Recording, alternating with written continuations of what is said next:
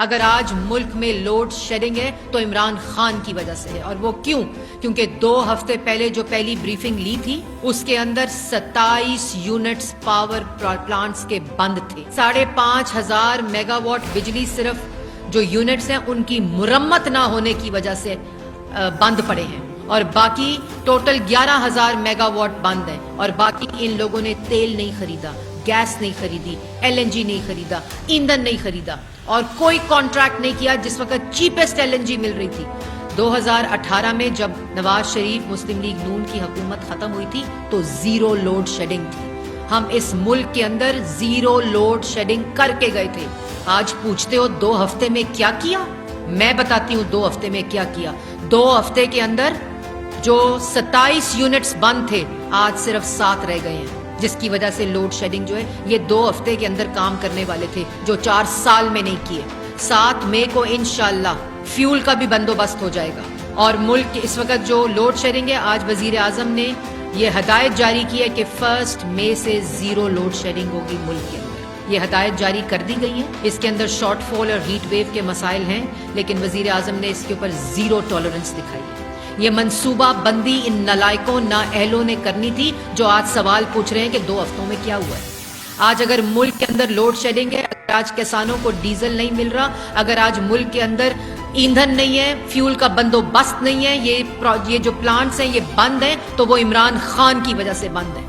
اگر آج ملک کے اندر مہنگائی ہے، ہم نے تو آ کر چینی بھی سستی کی، آٹا بھی سستا کیا، گھی بھی سستا کیا، مانیٹرنگ میکانزم بنایا کہ جو رمضان بازار ہے اور یوٹیلیٹی سٹورز ہیں اس میں پاکستان کی عوام کو سستا آٹا اور سستی چینی ملے. پوچھتے ہو 2 ہفتے میں کیا کیا؟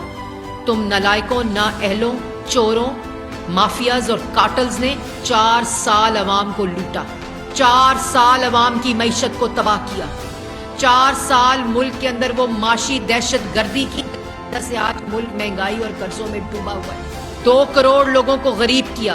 کہتے ہو 2 ہفتے میں کیا ہوا ہے؟ یہ تمام سوالات کے جواب آپ نے دینے ہیں. اگر آج ملک میں لوڈ شیڈنگ ہے تو عمران خان کی وجہ سے ہے. اور وہ کیوں؟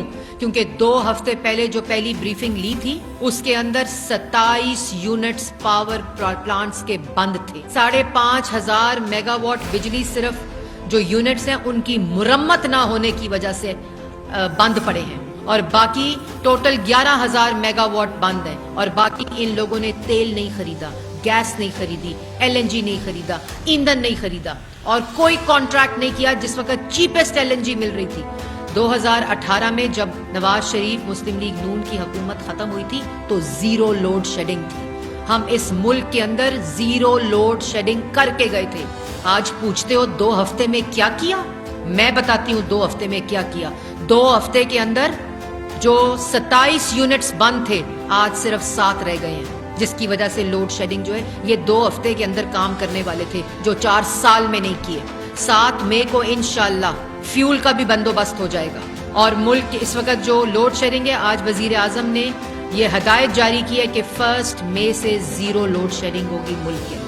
یہ ہدایت جاری کر دی گئی ہے. اس کے اندر شارٹ فال اور ہیٹ ویو کے مسائل ہیں، لیکن وزیر اعظم نے اس کے اوپر زیرو ٹالرنس دکھائی ہے. یہ منصوبہ بندی ان نالائکوں نااہلوں نے کرنی تھی جو آج سوال پوچھ رہے ہیں کہ 2 ہفتوں میں کیا ہوا ہے.